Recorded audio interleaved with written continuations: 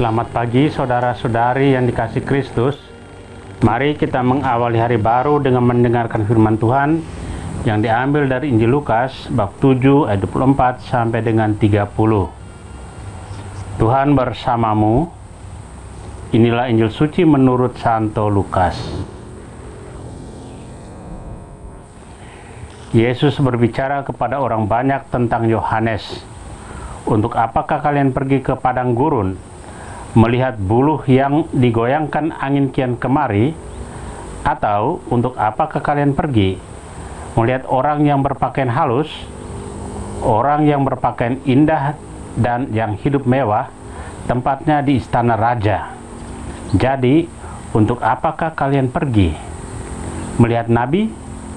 Benar, dan aku berkata kepadamu, bahkan lebih dari nabi, karena tentang dia ada tertulis, lihatlah aku menyuruh utusanku mendahului engkau, ia akan mempersiapkan jalan bagimu. Aku berkata kepadamu, di antara mereka yang dilahirkan oleh wanita, tidak ada seorang pun yang lebih besar daripada Yohanes, namun yang terkecil dalam kerajaan Allah lebih besar daripadanya.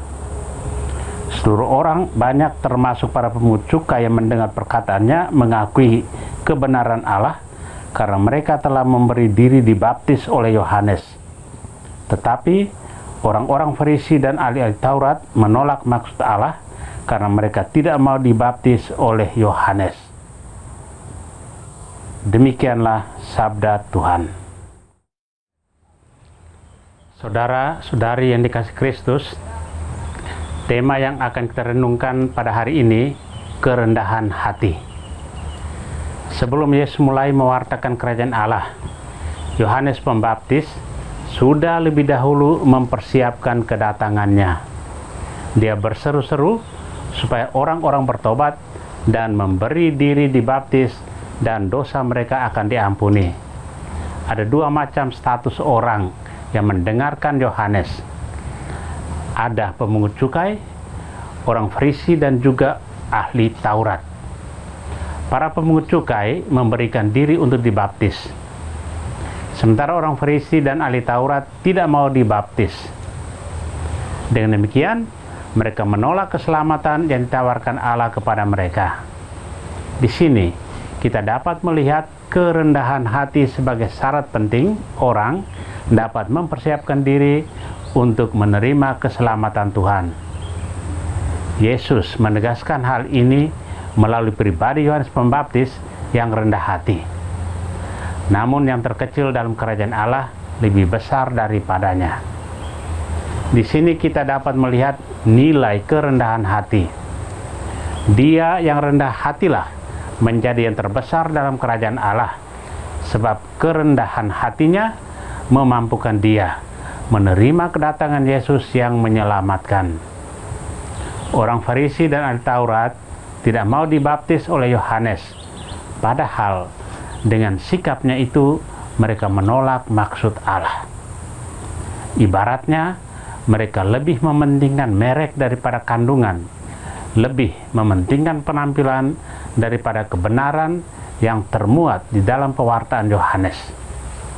Penolakan itu membuat mereka berada di luar jangkauan keselamatan yang direncanakan oleh Tuhan. Saudara yang terkasih, Sang Mesias menempatkan dirinya sama dengan kita, agar kita bisa menjadi serupa dengan Dia, menjadi anak-anak Bapanya, menjadi bagian dari kerajaan Allah. Masa Advent membantu kita untuk merenungkan misteri itu. Semoga kita sampai ke sana. Semoga kita sungguh siap menerima Dia, siap diserupakan dengan Dia, dan boleh menerima anugerah yang lebih besar daripada Yohanes Pembaptis. Amin. Marilah kita berdoa. Tuhan, pagi ini kembali kami naikkan syukur dalam doa dan permohonan. Terima kasih sudah menjaga kami saat tidur maupun bangun. Terima kasih untuk udara sejuk dan segar pagi ini. Tuhan, kami hendak beraktivitas, kami mohon tuntunan dan pemeliharaan-Mu.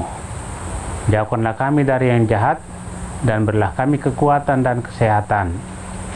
Ajarlah kami untuk saling mengasihi dan mengampuni. Kami serahkan hari ini ke dalam tangan-Mu. Kristus terang dunia, berkatilah keluarga-keluarga kami, jadikanlah kami alat kasih-Mu, dan pantaskanlah kami menjadi hamba-Mu yang setia. Amin. Tuhan bersamamu. Semoga keluarga kita, orang-orang yang dikasihi dan doakan, seluruh aktivitas kita hari ini dilindungi, dibimbing, dan diberkati oleh Allah yang Maha Kuasa, Bapa dan Putra dan Roh Kudus. Amin.